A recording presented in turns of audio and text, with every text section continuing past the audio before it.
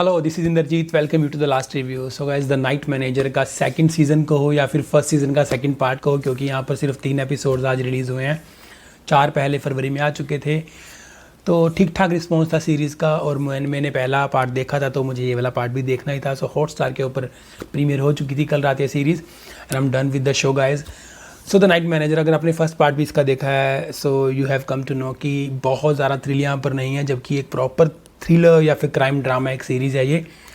Star cast काफ़ी अच्छी और काफ़ी बड़ी है, जिसमें आदित्य रॉय कपूर, अनिल कपूर, सोबिता दुलीपला, तिलोत्तमा शोमे, ये सब हैं यहाँ पर। अच्छे कास्ट है, अगर हम एक वेब सीरीज़ को देखा जाए तो उसके अकॉर्डिंग काफ़ी अच्छी कास्ट है ये। एंड स्टोरी बिल्कुल वैसी ही है जैसी, मतलब जिस तरह से जो थ्रिल या फिर जो एज ऑफ द मोमेंट्स आप कह सकते हो, जो काफ़ी हद तक मिसिंग है इसमें, जो आप पहले पार्ट में देख चुके थे, उसी तरह से स्टोरी कंटिन्यू होती है यहाँ पर। यहाँ पे कोई ऐसा बहुत बड़ा खुलासा नहीं होने वाला। It's just keeps running with the pace as it used to be. तो उसी तरह का ही एक ये 3 एपिसोड का शो है। और अगर मैं वन वर्ड रिव्यू की बात करूँ, सो मुझे नाइट मैनेजर काफ़ी एवरेज सी एक सीरीज़ लगी, क्योंकि कोई बहुत बड़ा सस्पेंस है, ट्विस्ट एंड टर्न्स तो यहाँ पर होने वाला नहीं था। लेकिन एक एज ऑफ द सीट या फिर नेल बाइटिंग एक थ्रिलर यहाँ पर जरूर मेंटेन किया जा सकता था, जो कम्प्लीटली आपको मिसिंग लगेगा।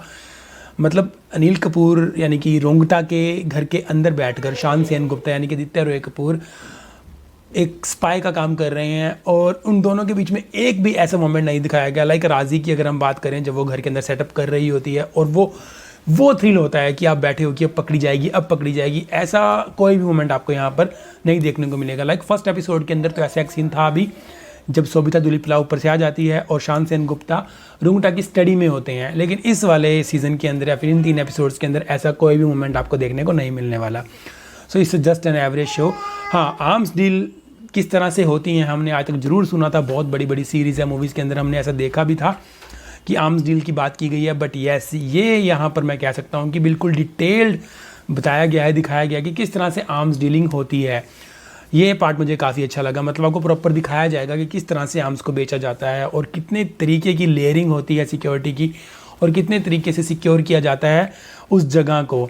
सो रियाद के अंदर, दुबई के अंदर किस तरह से माल जाता है, किस तरह से माल आता है, और फिर कौन कौन से लोग होते हैं, कितने बड़े लेवल की डील्स होती हैं, ये यहाँ पर बहुत अच्छे से दिखाया गया। अगर मैं एक्टिंग की बात करूँ, so Anil Kapoor is the show stealer. Actually उनका कैरेक्टर भी ऐसा लिखा गया था कि आप बहुत बार अनिल कपूर को इस तरह के कैरेक्टर्स में देख चुके हैं, और यहाँ पर भी Anil Kapoor is the show stealer.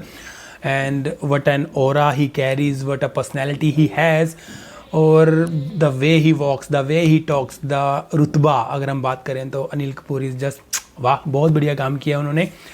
Aditya Roy Kapoor, मैं ये नहीं कह सकता कि उनकी एक्टिंग अच्छी नहीं है, क्योंकि एक एक्टर वही है जो अपने कैरेक्टर की लिमिट में रह के काम करे। उनका कैरेक्टर लिखा ही इस तरह से गया था कि उनको अंडरडॉग या फिर अंडर पावर रहकर काम करना था।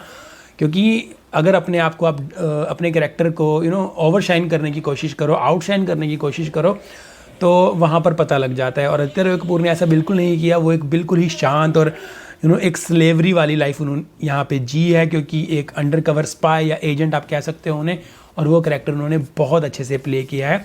हाँ, लेकिन वो किसी के भी चहीते नहीं बन पाएंगे इस सीरीज़ से, बट काम उन्होंने बहुत बेहतरीन किया है। और इन दोनों के अलावा सोबिता दुलीपला यहाँ पर हैं, लेकिन उनको स्क्रीन टाइम जितना मिला था ठीक ठाक काम किया है, बट हम उनकी कैपेसिटी, उनका पोटेंशियल जानते हैं, जो हम पहले भी बहुत बार देख चुके हैं। तो उस तरह का कोई भी मोमेंट उनका आपको यहाँ पर नहीं देखने को मिलने वाला। तिलोत्तमा शोमे एज अ रो ऑफिसर अच्छा काम किया है उन्होंने, बीइंग अ प्रेग्नेंट लेडी। जिस तरह से उनकी जर्नी होनी, आप एक्सपेक्ट करते हो कि एक रो एजेंट इस तरह से काम करते हैं, एक रो ऑफिसर इस तरह से काम करती हैं, वैसे ही काम उन्होंने किया है। और कल ही उनकी लव स्टोरीज 2 में भी एक मिनी स्टोरी थी। सो 2 दिन back to back Tillotama show में आ रही हैं।